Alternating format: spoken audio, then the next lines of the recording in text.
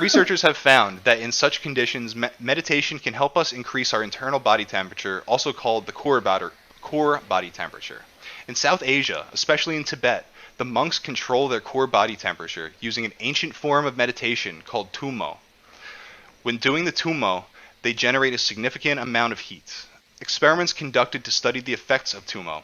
In 1982, Herbert Benson, who is an associate professor of medicine at the Harvard Medical School, with his team, did an experiment with 3 Indo-Tibetan yogis in the Himalayan mountains.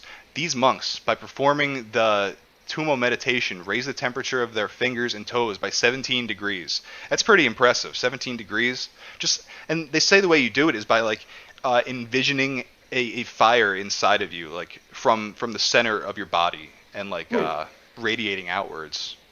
See, I can definitely buy into stuff like that because it's almost a mind over matter thing. That's exactly You what it just is. change, yeah, you change your body to match what your mind's telling it to do, I think. Yeah.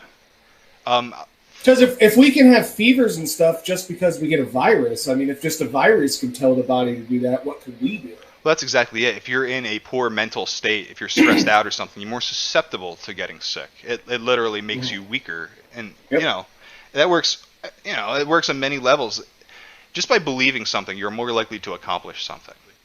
It says in 1985, another team recorded the monks drying cold and wet sheets with their body heat.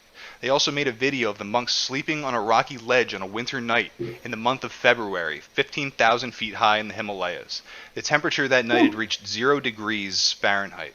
The monks slept peacefully without shivering, wearing only thin woolen or cotton shawls. Later in 2013, researchers of the Singapore University observed Tibetan nuns during meditation. The temperature was about 25 degrees Celsius below zero. The nuns were dressed with wet clothes. In front of the scientists, the nuns began meditation. They dried their wet clothes by heat of their own body. Their body temperature reached 38.3 degrees Celsius. The nuns had increased their core body temperature by using the tummo. So yeah, it's been studied a lot. It's absolutely legitimate. Is that people are raising their body temperature through meditation? It speaks volumes, I think, because it's not so much this one thing that's significant. It's the fact that these are ancient techniques that have been reported for a long time. So it's like, what else is true? I think probably a great deal. Even tulpas go back to I don't know. Definitely, it's a Buddhist thing. I think it's Tantra, and I had a hard time. I went into this hoping to be able to tell people exactly what Tantra is. Tantra is related very much to the Dharmic traditions. It's found in Hinduism and Buddhism. When I look into it's defined as basically like steps. It's a multitude of steps that you go through to achieve a thing. So it seems basically like it's just magic. And when I hear people talk about it, I found people discussing it online, and what they would say is that you can apply it to Christianity, you can apply it to Hinduism, you can apply it to anything, because it's just the steps you go through to bend the universe to your will, which is just the Western understanding of magic. So that's where we find the idea of tulpas even. Would that fit into somewhere the Christian mysticism? Well, that's exactly what I'm saying, basically, is that Christian mysticism would be the Western equivalent of that almost. Yes. And I define magic as just it is the use of your will to bend the world around you, to shape the world to that will. By your determination and your actions. I think that's the most important thing. But like all of those things take steps. You have to lay something out. The reason like rituals and stuff like that I think are magic is because you go through these steps over and over again, and while you're doing it, you're thinking about the goal you want to achieve. As you're doing that, you're working shit out in your mind. It's becoming clearer to you. You're seeing exactly how it's supposed to look and how you're supposed to get there. So it's like fortifying your will. That's the reason you go through the steps of whatever you're doing. You're drawing the pentagram. You're using a fucking using a knife, swinging it around, whatever the fuck you're doing. The idea is that you're fortifying the will. Whatever that spell is supposed to be, you're making it clear in your mind how to get there. These are just basic like metaphysical beliefs. Like this is the meaning of the Egyptian trinity of Isis, Osiris, and Horus. You have the classic man, woman, and child, which means a lot of things. That has a lot of significance, obviously, to humanity and always has. But then you take it to another level in the mind, and the female represents your intellect and your desires.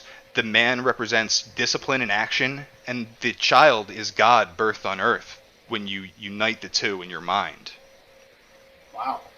So basically, that's what we're seeing here is those sort of magical philosophies, but the way they manifest in Hinduism via Tantra, and the steps that are taken, the magical processes, you would say. But you know, they're gonna seem more like they're gonna come off like yoga and stuff like that, or like meditation when you look at it.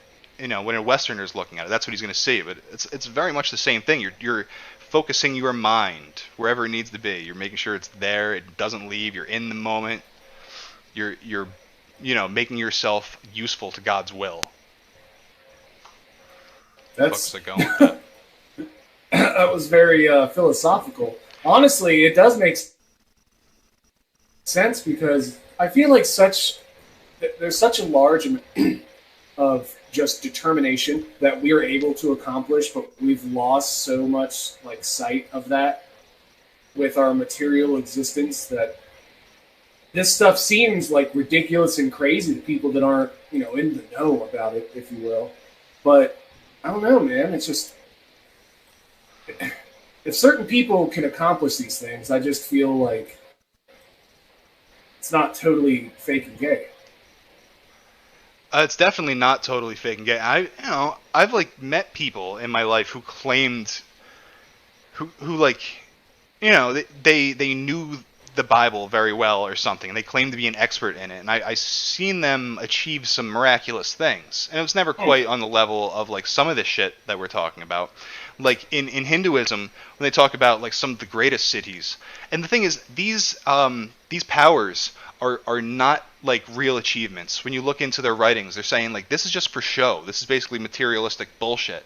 But what it does is it captures the imagination of the person looking, who might not have believed in any spirituality otherwise. It took them that materialistic bullshit to grasp it. It was the only thing they had.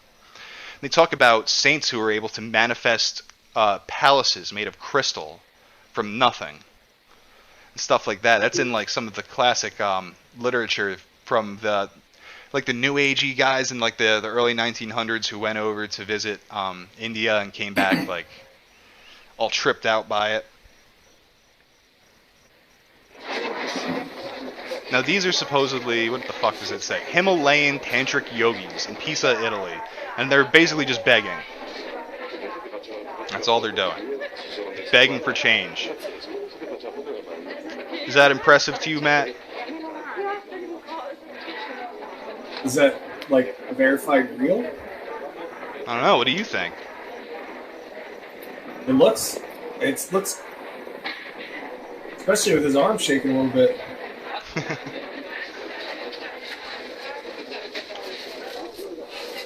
I'll tell you, if it's a trick, it's very good, right? Say yeah, that's what I'm saying. Like, I'd be hard pressed to say that that's not real.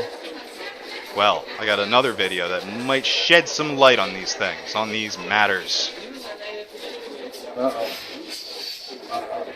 Alright. So what we're seeing, we got the guy on the bottom, and he's holding this stick, and it's up this other guy's ass, I guess.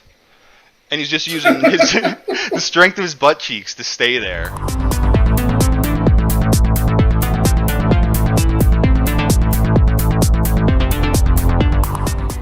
So you can kind of see how it works. They have the mat down, and there's a stand under the mat. And there's a metal beam that's going up the bottom guy's back, and it's going up the staff into the power top's ass. The power top? The power top. The tantric power top. Oh my gosh. But we can start to see how this works. You know, the question that arises in my mind, like, I don't know. Like, cause it makes me wonder, like, how do you get away with it? Because a bunch of people saw you fucking set that up. But then it's like, if you're just someone you're someone that's there every day, you like own the shop across the street, like, you're not going to tell on them. Everyone's trying to make money here.